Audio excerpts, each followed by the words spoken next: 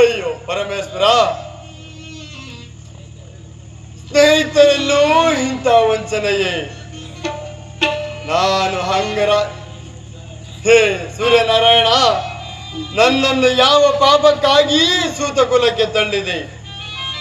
ಈ ಅಪಮಾನವನ್ನು ನಾನು ಹೇಗೆ ತಾನೇ ಸಹಿಸಲಿ ಶಕುನಿ? ನಾನು ಹೇಗೆ ತಾನೇ ಸಹಿಸಲಿ?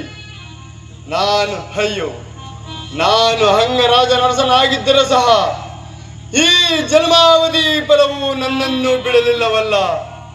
ನಾನು ಏನು ತಾನೇ ಮಾಡಲಿ ಶಕುನಿ? ನಾನೇನು ತಾನೇ ಮಾಡಲಿ? ದುಃಖಿಸಬೇಡ ಕರ್ಣ, ದುಃಖಿಸಬೇಡ.